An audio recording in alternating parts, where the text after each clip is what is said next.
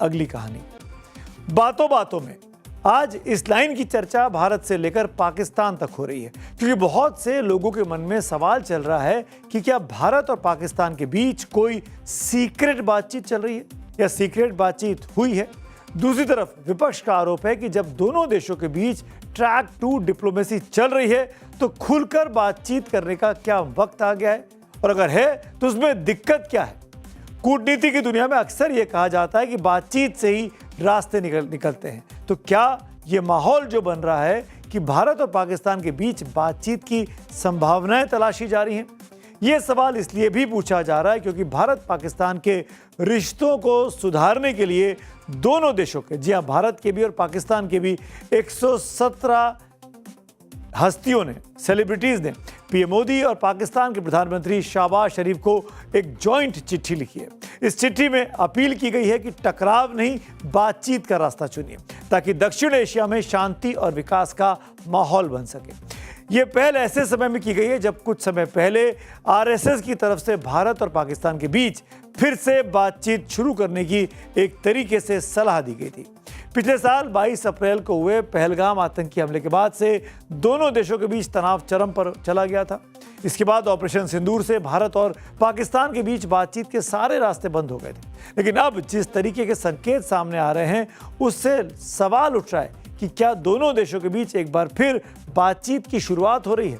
हालांकि सरकार के मन में क्या चल रहा है इसकी ठोस जानकारी किसी के पास नहीं है, लेकिन जिस तरह पहले आरएसएस की ओर से बातचीत की बात सामने आई और अब दोनों देशों के 100 से अधिक जाने माने लोगों ने पीएम मोदी और पीएम शहबाज शरीफ को चिट्ठी लिखी है, उससे ये चर्चा तेज है कि क्या भारत और पाकिस्तान एक बार फिर बातचीत की टेबल पर बैठने जा रहे हैं। मुझे खुशी है कि जो आरएसएस के बहुत सीनियर लीडरशिप है, जिसमें हसबोले हैं, जिसमें मोहन भागवत जी हैं, और भी कई लीडरों ने ये कहा है कि पाकिस्तान के साथ बातचीत होनी चाहिए, लोगों की आवाजावी होनी चाहिए, आपस में इंटरेक्शन होना चाहिए, एक्सचेंज ऑफ आइडियाज होना चाहिए।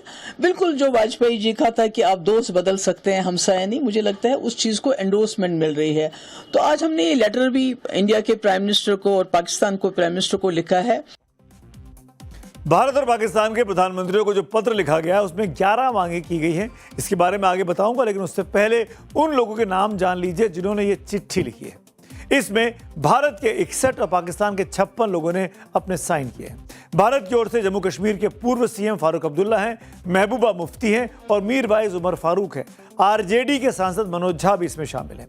इनके अलावा मणिशंकर अय्यर और पश्चिम बंगाल से विधायक हुमायूं कबीर ने भी इस चिट्ठी पर साइन किए हैं। जबकि पाकिस्तान की ओर से पूर्व विदेश मंत्री खुर्शीद महमूद कसूरी समेत 56 लोगों ने चिट्ठी पर अपने दस्तखत किए। वैसे इस लेटर की पहल centre for piece and progress के अध्यक्ष ओपी शाह की तरफ से की गई, लेकिन बीजेपी के नेता इस पहल पर अब सवाल उठा रहे हैं कि जिस पाकिस्तान के लिए बातचीत के लिए पत्र लिखा गया है उस पाकिस्तान की गारंटी कौन लेगा कि पाकिस्तान दुस्साहस नहीं करेगा, क्योंकि पाकिस्तान में चुनी हुई सरकार की कोई वहां सुनवाई नहीं है, चुनी हुई सरकार का पाकिस्तान में कोई वजूद नहीं है। इसका संज्ञान भारत सरकार, माननीय प्रधानमंत्री जी और जो हमारे वरिष्ठ नेतृत्व है, हमारे विदेश मंत्री श्री जयशंकर जी, उनके लेवल का निर्णय है। रवींद्र जैना जम्मू कश्मीर के बीजेपी के नेता और अभी भी इस बात पर कायम है कि टेरर और टॉक एक साथ नहीं चल सकते। हालांकि बात अलग है कि दत्तात्रेय होशबोले बातचीत की बात आरएसएस के बड़े नेता हैं वो कर चुके हैं। ऐसे में सवाल ये खड़ा है कि आखिर विपक्ष का जो तर्क है कि जब पहलगाम आतंकी हमले के बाद दोनों देश क्रिकेट खेल रहे हैं, जी हाँ, क्रिकेट मैच हुआ भारत और पाकिस्तान के बीच पहलगाम के बाद भी, भले भारत में या पाकिस्तान में नहीं, दुबई में हुआ, तो फिर बातचीत क्यों नहीं कर सकते? यही तर्क मनोज झा दे रहे हैं। अगर इन 27 लाख में 5,000 लोग ओनली अगर माना जाता है कि उनको एसआईआर में बाहर करना गलत है, कौन भरपाई करेगा? ये सिर्फ वोट नहीं है, अब उसके बेसिक डेमोक्रेटिक राइट को कुंद कर रहे हैं। एक प्रमुख अंग्रेजी दैनिक के एडिटर इस चिट्ठी में पीएम मोदी और शहबाज शरीफ से 11 मांगे रखी गई हैं ताकि दोनों देशों के बीच रिश्तों में सुधार हो सके।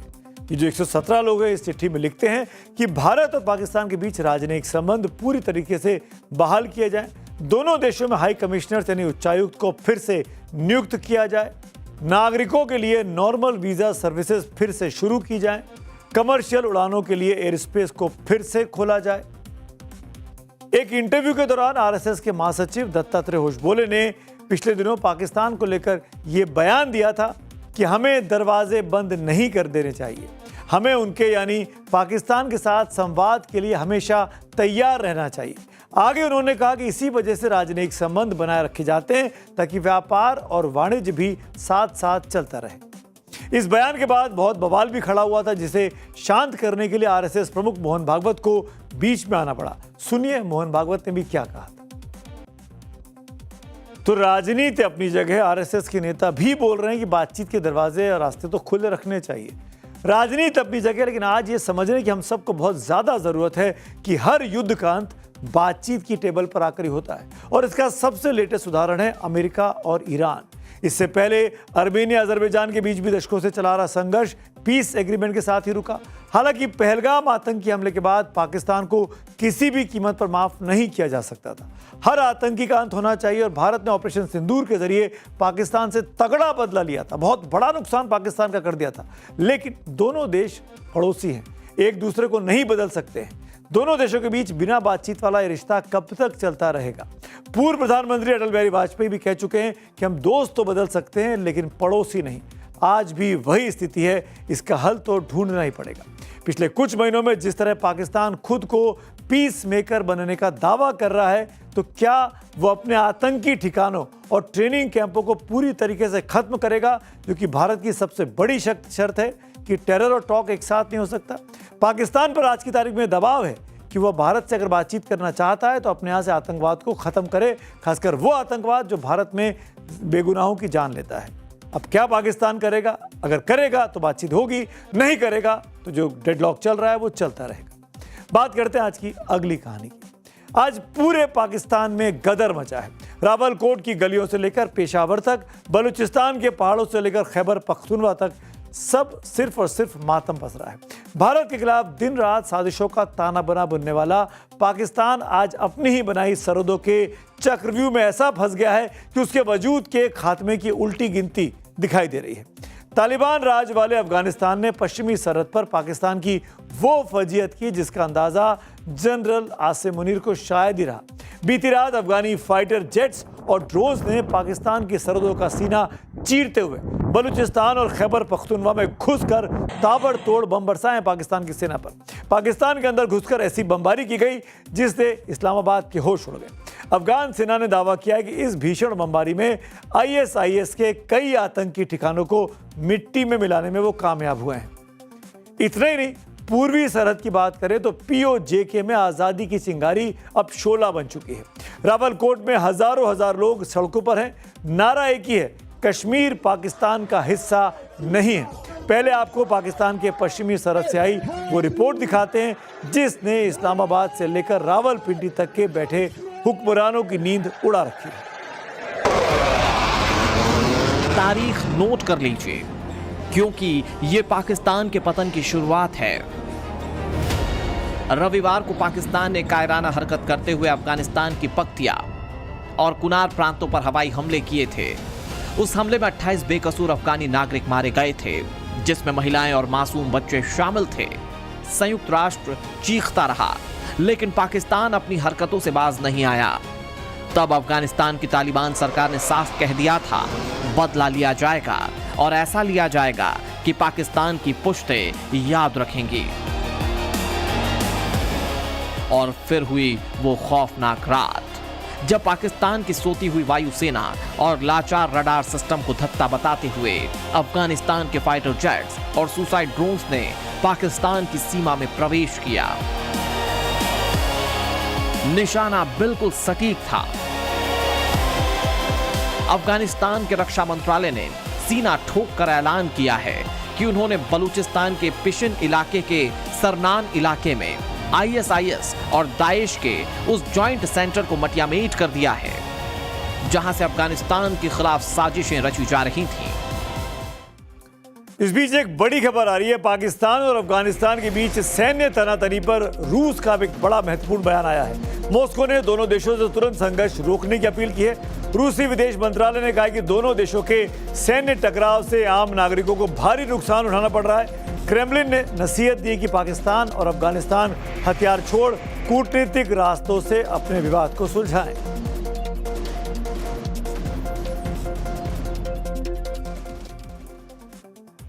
अगर पाकिस्तान के पश्चिमी मोर्चे पर बमों की बारिश हो रही है तो पूर्वी मोर्चे पर इस्लामाबाद को उसके अपने ही कर्मों की सजा मिल रही है। जरा इन तस्वीरों को ध्यान से देखिएगा। ये तस्वीरें पाकिस्तान के अवैध कब्जे वाले कश्मीर यानी POJK की आएंगी। रावलकोट का ये वो इलाका है जिसने मंगलवार को बगावत का एक नया इतिहास रच दिया। ईदगाह मैदान में जब हजारों लाखों का हुजूम उमड़ा तो उनकी हुंकार ने सीधे जनरल आसिम मुनीर की फौज को ललकार दिया। सरेआम दो टूक शब्दों में ऐलान कर दिया कि कश्मीर कभी पाकिस्तान का हिस्सा नहीं था और न ही कभी होगा।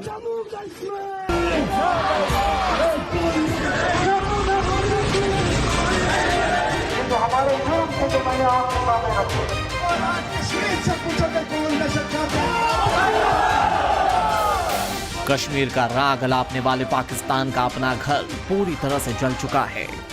POJK के रावलकोट में जो तस्वीरें सामने आई वो यहाँ की शहबाज सरकार के मुंह पर करारा तमाचा है। जम्मू कश्मीर आवामी एक्शन कमेटी यानी कि JAAC की अगुवाई में चल रहा यह आंदोलन अब बेकाबू हो चुका है।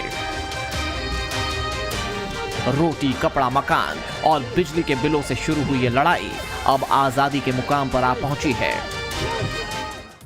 तो पाकिस्तान जो है वो दोनों तरफ से चल रहा है। दरअसल आपको समझाने के लिए बड़ी आसानी से बता सकता हूं कि कैसे पाकिस्तान के टुकड़े तय हो रहे हैं, ये दिखाई देने लगा है। अब मैं आपको एक ग्राफिक्स दिखाता हूं, एक मैप दिखाता हूं इस पीछे अपनी बड़ी स्क्रीन पर। इस नक्शे को ध्यान से देखिएगा। इसमें पाकिस्तान दिखाई दे रहा है। पाकिस्तान के पश्चिम में अफगानिस्तान है और पूरब में भारत है। ये बलूचिस्तान का इलाका है। ये जो सीमा है अफगानिस्तान के साथ लगी हुई, इसको डूरंड लाइन कहते हैं। अफगानिस्तान के साथ पाकिस्तान यहाँ इस इलाके में लड़ रहा है। यहाँ पर अफगानिस्तान और तालिबान के बीच आपस में ज़बरदस्त गदर मचा हुआ है। और ये जो इलाका है POJK का, वहाँ पर लोग जो है वो कह रहे हैं कि भाई हम कश्मीर के साथ नहीं हैं, हम पाकिस्तान के साथ नहीं, हम अपने साथ रहना चाहते हैं। इसी नक्शे की वजह से बार बार कह रहे हैं कि पाकिस्तान दोनों तरफ से, यहाँ से भी मार खा रहा है, यहाँ से भी मार खा रहा है। तो पाकिस्तान क्या टूटने की कगार पर आ गया है? यही सबसे बड़ा सवाल खड़ा हो गया। बलूच लिबरेशन आर्मी यानी BLA पहले से ही पाकिस्तान से अलग होने के लिए युद्ध लड़ रहा है। अब इसके पूर्व में आई है यानी भारत की सीमा से सटा का इलाका जो है POJK का, जहां जनता कह रही है कि हमें पाकिस्तान के साथ रहना ही नहीं है। यानी इधर से बलूचिस्तान टूटने को तैयार है और उधर से खैबर पख्तूनख्वा हाथ से निकल रहा है और ऊपर से POJK आज़ाद होने के लिए छटपटा रहा है। पाकिस्तान इस वक्त 2 फ्रंट वॉर के चक्रव्यूह में फंसा हुआ है और शायद ये बहुत बड़ी वजह है कि वहाँ के लोग अब बातचीत की बात कर रहे हैं, बातचीत की पहल कर रहे हैं। पहला मोर्चा मिलिट्री फ्रंट का है। इसमें TTP और अफगान सेना ने मिलकर मुनीर की फौज के पसीने छुड़ा रखे हैं। पाकिस्तान की अर्थव्यवस्था पहले से ही वेंटिलेटर पे है। उसके पास आटा खरीदने के पैसे नहीं है, जैसे कि खबरें वहां से आती हैं। ऐसे में वो अफगानिस्तान से युद्ध लड़ने का खर्च कहां से उठा पाएगा?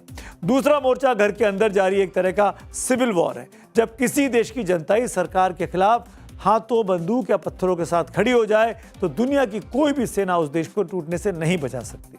1971 में पूर्वी पाकिस्तान जो बांग्लादेश अब बना है में यही हाल हुआ था। तब पाकिस्तान ने बंगाली अवाम पर अत्याचार किए थे और नतीजा क्या हुआ? पाकिस्तान के उस वक्त 71 में 2 टुकड़े हो गए थे। आज इतिहास खुद को दोहराता दिखता है। दावा है कि POJK और बलूचिस्तान के हालात 1971 के बांग्लादेश जैसे हालात जो थे लगभग वैसे ही बन चुके हैं। इसीलिए ये खतरा पाकिस्तान के टूटने का, विघटन का उसके सर पर